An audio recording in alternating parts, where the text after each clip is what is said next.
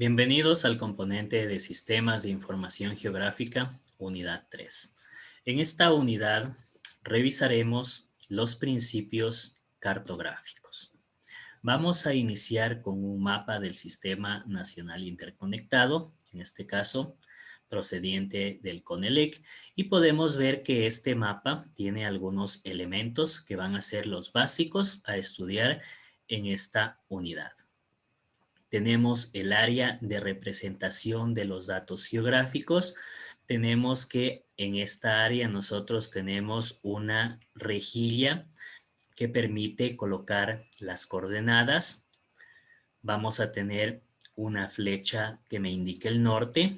Vamos a tener una barra de escala que me permite hacer las mediciones sobre el mapa.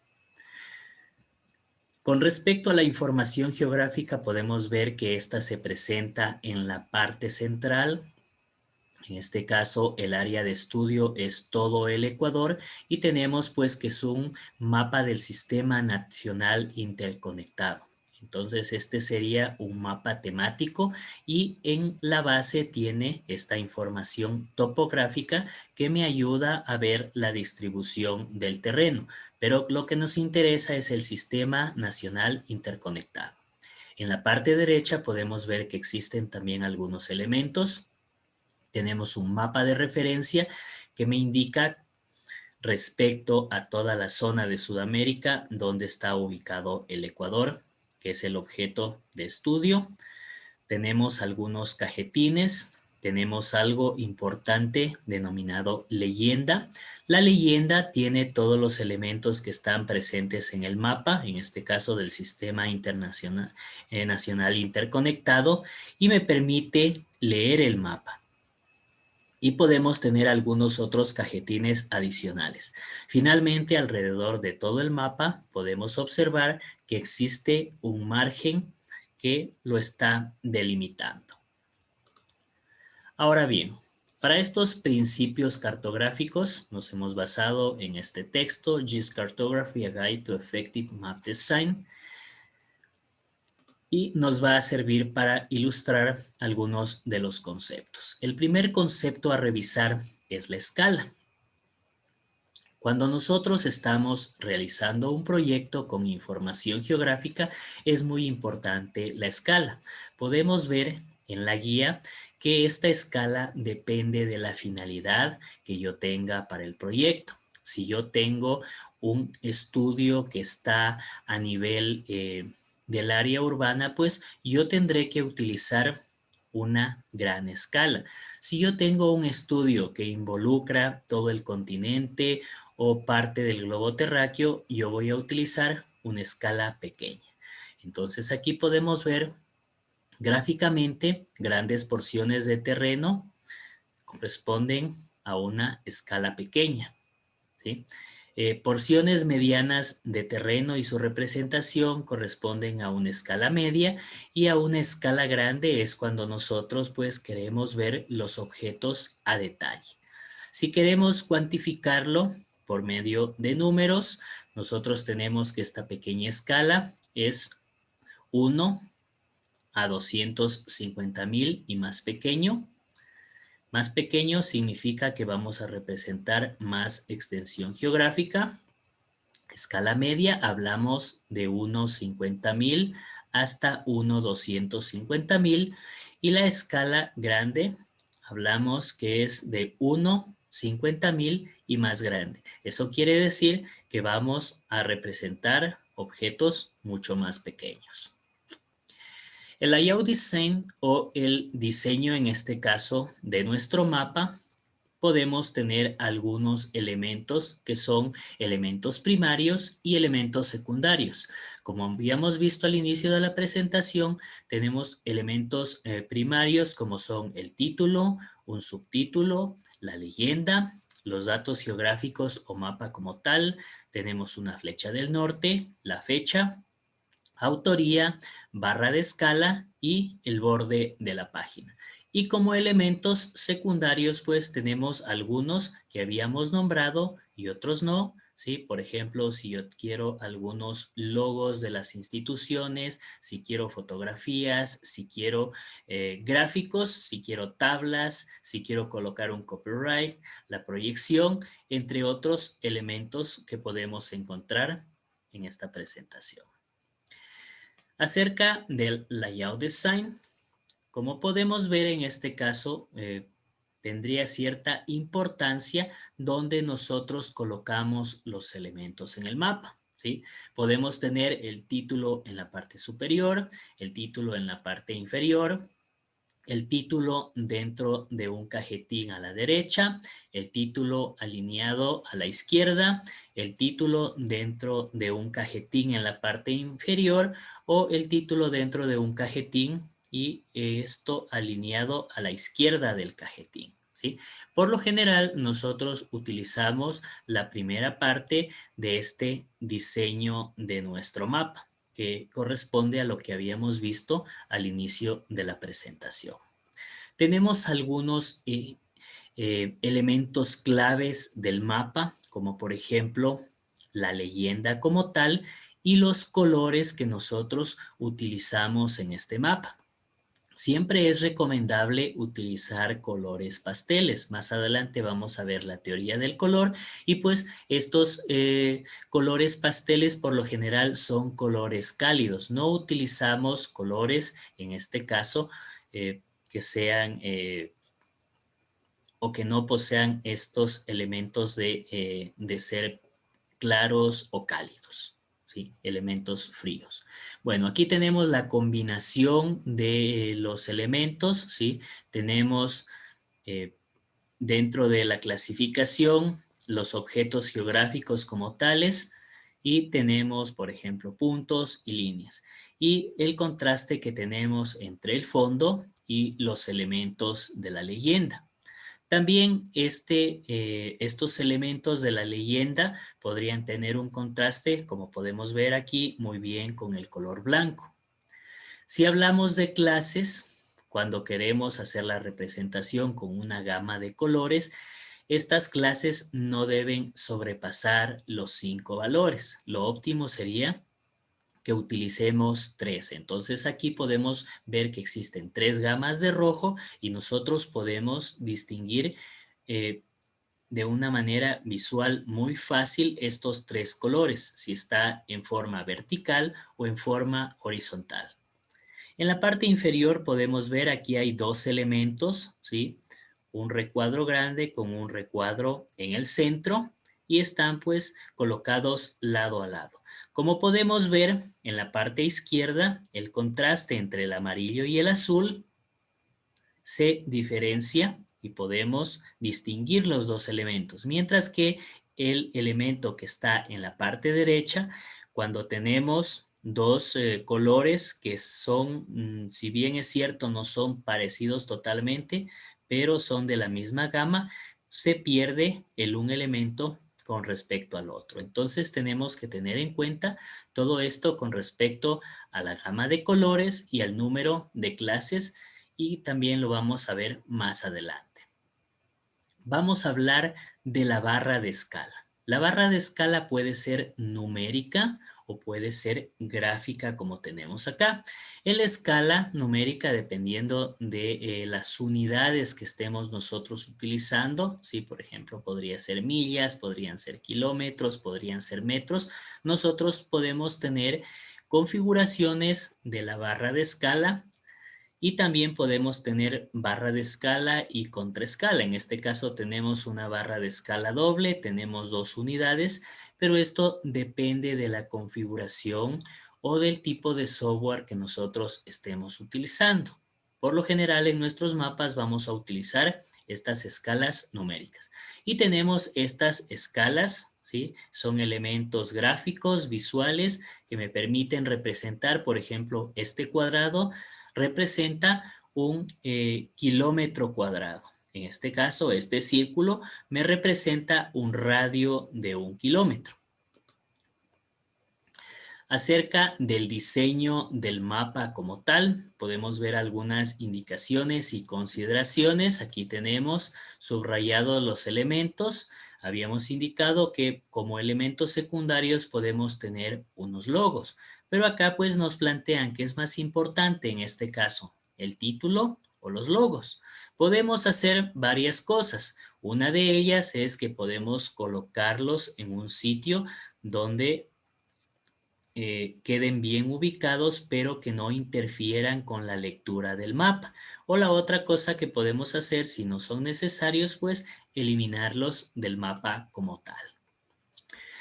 Como habíamos visto, los colores pasteles me permiten representar en este caso los objetos geográficos. Podemos ver aquí colores pasteles para la parte, en este caso continental, y un color celeste o azul para representar los cuerpos de agua.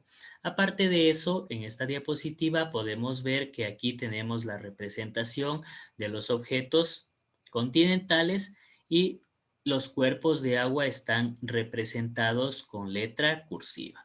Y también, si el software tiene esa característica, podríamos espaciar, en este caso, todo lo que corresponde a las etiquetas.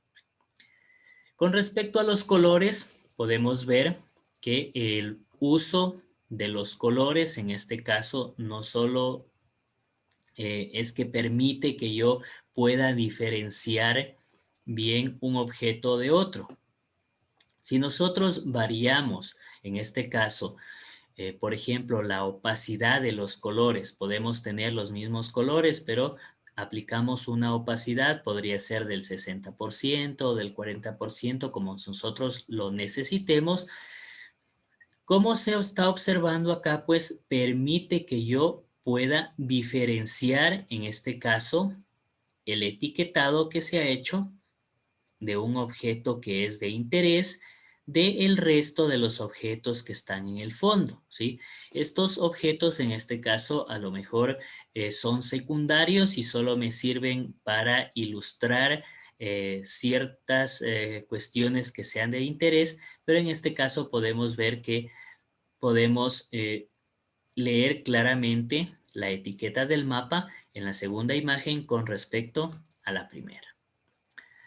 Hablando de la teoría de color. Bueno, aquí tenemos un círculo y nos dice que tenemos la parte teórica, tenemos la inspiración y tenemos las reglas. Entonces tendríamos que hacer una combinación de estos tres elementos. Si bien es cierto, los mapas en este caso están representando grandes volúmenes de información, pero para que estos mapas sean efectivos, esta información tiene que estar organizada de una manera correcta, ¿sí? Entonces, para eso, pues, vamos a utilizar estos tres elementos: la teoría, la inspiración y las reglas. Tenemos aquí los colores primarios y a partir de ellos, pues, vamos a tener toda una paleta de colores. Entonces vamos a tener que algunos colores son más cálidos y otros son más fríos, ¿sí? Y por lo general nosotros vamos a tratar de utilizar esta parte de la paleta de los colores cálidos.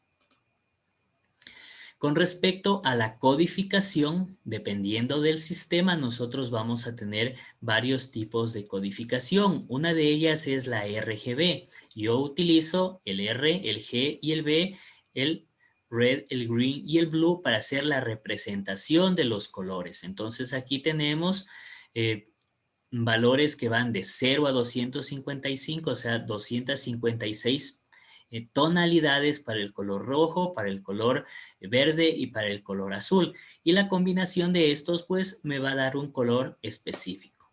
También tenemos por acá el sistema CMYK, ¿sí? El CMYK, vuelta, trabaja con valores hasta 100 y podemos ver que la combinación de estos valores me dan un resultado específico. Tenemos el HSV, también trabaja con valores hasta 100, con colores específicos y los valores hexadecimales. Cada uno de estos pues tiene una aplicación directa. Por ejemplo, el RGB ya no utilizamos directamente en nuestros monitores de tubo, pero inicialmente estaban en este caso diseñados para este tipo de monitores. Tenemos el HSV, que es muy utilizado en la televisión. Tenemos el CMYK, que es utilizado ampliamente en la imprenta, ¿sí? Y tenemos en este caso los hexadecimales, sí que por lo general lo utilizan en el diseño de las páginas web. ¿Con qué vamos a trabajar nosotros? Normalmente vamos a trabajar a lo mejor con estos tres de acá, y si es que nuestro software tiene disponible, pues también vamos a trabajar con el sistema hexadecimal. Bueno, pasamos un poquito ya a la representación de los objetos geográficos. Como podemos ver acá, ¿sí? Dicen que menos es más, pero en este caso la ausencia de colores no permite que yo diferencie los objetos geográficos. Si nosotros conocemos de geografía, vamos a reconocer muy rápidamente la bota, y esta bota pues representa Italia. Pero eso es si nosotros conocemos el sitio. Si nosotros no lo conocemos, va a ser muy difícil que distingamos entre, puede ser simplemente una división política y no sabemos qué es lo que hay exactamente en este mapa. Pero si nosotros utilizamos los colores, muy importante, pasamos a la parte derecha, vamos a tener un color pastel para representar en este caso la parte continental, para representar la división, en este caso política. Utilizamos un color blanco y también pues nos sirve este color blanco para diferenciar entre la parte continental y la parte no continental.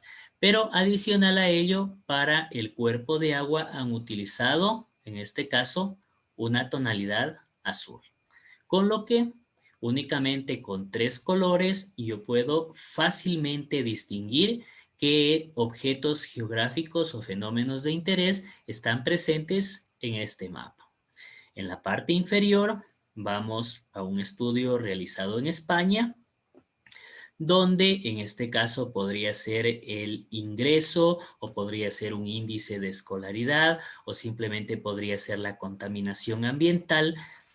Si nosotros tenemos muchas clases, en este caso es en una gama de colores que van desde el blanco hasta el naranja intenso, o si quieren al revés, del naranja intenso al blanco. Si nosotros tenemos muchos intervalos, ¿qué sucede? No podemos distinguir de manera clara entre una clase y otra.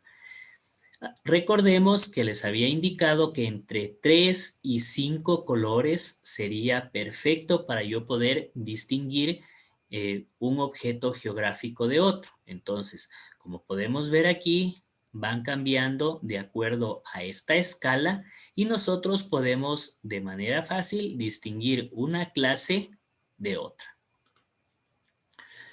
Ahora vamos a hablar de la elevación. ¿Sí? Más adelante vamos a ver modelos digitales de elevación, y pues la elevación en este caso está representada. Tenemos en las partes inferiores un color verde, ¿sí? Y esta paleta de colores, esta rampa que va creciendo, utiliza el verde, el amarillo, tenemos el rojo y finalmente va hacia el blanco. En este caso está la elevación en pies y va desde 1 hasta 12,000. Nos sirve para nosotros poder representar e interpretar de manera fácil la elevación en un mapa. Entonces por acá tenemos los cuerpos de agua representados con color azul, las partes bajas representadas con color verde, y si nosotros vamos avanzando con el relieve del mapa, vamos viendo que desde la parte azul, que sería el cuerpo de agua, pasamos por la verde, por la amarilla, por la roja y llegamos finalmente a las cumbres, en este caso, que están representadas de color blanco. Y de esa manera nosotros podemos leer fácilmente el modelo de elevación. Ahora sí, la representación de algunos objetos geográficos, en este caso, o fenómenos. Para las partes importantes o servicios me indican que voy a utilizar un color rojo, un color marrón o café para todo lo que son las líneas de elevación y el terreno, un color azul para el agua, color blanco para todo lo que es nieve y hielo, y el color verde para todo lo que es medioambiental, ¿sí? Entonces, si yo quiero representar las áreas protegidas, quiero representar las zonas de pastizales o las zonas que están cubiertas con bosque, voy a utilizar un color verde. Si quiero representar a lo mejor peligro o que tenemos carencia de algo, pues lo podemos hacer con rojo. Bueno, vamos en la parte derecha, ya tenemos algunas rampas de colores definidas. Habíamos visto para un modelo de elevación, tenemos bajo, color verde, alto, el color blanco. Cuando tenemos algo para representar, por ejemplo, la temperatura, el rojo significa caliente y el azul significa frío. O cuando tenemos, si hablábamos de los índices de educación, por ejemplo, una educación pobre o deficiente va a estar en color rojo, mientras que un sector que tenga una buena educación va a estar en un color verde, lo que significa pues que tenemos unas buenas características de la variable estudiada. ¿Qué debemos hacer? Con respecto al color, debemos evitar utilizar colores, en este caso en el sistema RGB, que se diferencien el uno del otro únicamente por un valor. Como podemos ver aquí, el blue o B contiene un valor de 255 y lo único que estamos variando es directamente un valor en este caso en el rojo, que en el primer ejemplo tenemos un valor de 0 y en el segundo tenemos un valor de 190. Entonces tenemos que evitar este tipo de combinaciones. Más elementos que podemos representar. Aquí tenemos, por ejemplo, para todo lo que son vías, para todo lo que son cuerpos de agua, ¿sí? Todo lo que son ríos, para ciudades y poblados. Tenemos para los mapas de sombras que va desde un color negro hasta un color blanco y la parte de las elevaciones que lo habíamos visto anteriormente. Por acá tenemos dos mapas, como siempre, recomendación utilizar colores pasteles. Podemos ver aquí el área del fondo está representada con un color verde. Tenemos las vías, pueden ser unas vías secundarias, están representadas con color blanco y las arterias principales, en este caso de la red vial, pues están representadas con un color rojo, con lo cual nosotros podemos distinguir de manera clara estos elementos. Aunque no tengamos la leyenda, pues podemos interpretarlos. En la parte derecha tenemos igual una parte continental, tenemos una parte de un cuerpo de agua y tenemos toda la red hídrica que está escurriendo en la parte continental y como indicábamos, pues se puede diferenciar de manera clara todos los elementos. ¿Qué no debemos hacer o qué debemos evitar? ¿Sí? Aquí tenemos una representación de algún tipo de elemento, podría ser una red vial, podría ser una red hídrica, ¿sí? Pero aquí no estamos siguiendo las normas cartográficas que se había indicado, ¿sí? Están utilizando muchos colores, por ejemplo, azul, violeta, rojo, y encima de eso, pues, la distribución de los objetos no es la adecuada. A lo mejor hemos hecho el cálculo de una área de influencia, por ejemplo, con un buffer, y estamos representando todo, pero no se logra distinguir nada, ¿sí? Entonces, aquí sí aplica la teoría de que menos es más. Esto es lo que no debemos hacer. Y por acá tenemos algunos ejemplos. Ya habíamos visto la representación de los modelos de elevación digital por medio de colores. Podemos distinguir todo el relieve. Y cuando hablamos de los hillshade, que son mapas de sombras, por lo general en escalas de grises, podemos también leer o interpretar nuestro mapa, en donde las zonas que están planas en este caso, ¿sí? Están representadas de este color gris y conforme va subiendo en este caso la elevación, si se va incrementando, podemos ver pues que existen cambios. Podemos ver también aquí que existen, porque es un Triangular Irregular Network el que lo han representado, existen algunos tipos de valores. Por acá podemos ver que tenemos una muy buena representación del terreno, mientras que acá, que imagino tenían menos datos, eran menos densos los datos, pues tenemos una mala representación donde se alcanzan a ver en este caso los triángulos que comprenden o que conforman esta red de triángulos irregulares. Finalmente, tenemos el mismo mapa que lo habíamos tenido al inicio, que es el objeto de estudio de esta sesión, con todos los elementos que hemos descrito y la exportación del mismo. Tenemos diferentes formatos para exportar, porque una vez que hacemos el mapa, este tiene que ser presentado. Puede ser en un informe, puede ser impreso, entre otras salidas por medio de la pantalla. Entonces, dependiendo de la finalidad, nosotros vamos a tener diferentes formatos para la exportación. Tenemos el formato TIFF. El formato TIFF me sirve para llevarlo a la imprenta. En la imprenta me van a pedir, bueno, me tiene que entregar el mapa con tales características. Tiene que tener 1200 píxeles por pulgada para podérselo imprimir. Entonces, si yo le llevo una imagen JPG o una imagen GIF, en la imprenta me van a decir, nosotros necesitamos otra calidad para trabajar. Al revés, si yo quiero enviar el mapa, yo ya he generado los resultados de mi proyecto y pues hemos generado, no sé, 5, 10, 15 mapas, pero yo lo he exportado en formato TIFF, lo que es necesario a lo mejor a 300, a 600, a 1200 dpi para llevarlo a la imprenta, y necesito enviar esta información a otra sucursal que está a lo mejor en la ciudad de Quito o en la ciudad de Guayaquil. Entonces yo no puedo ir a dejarlos directamente, los voy a enviar por correo. Pero ¿qué sucede? En formato TIFF con 1200 píxeles por pulgada, estos mapas pesarán demasiado, ¿sí? Un gran número de megas, a lo mejor necesito un disco duro o varios CDs para guardar la información y yo necesito enviarla por correo electrónico. Entonces ahí recurrimos a los otros formatos, ¿sí? El JPEG o el GIF o el BMP.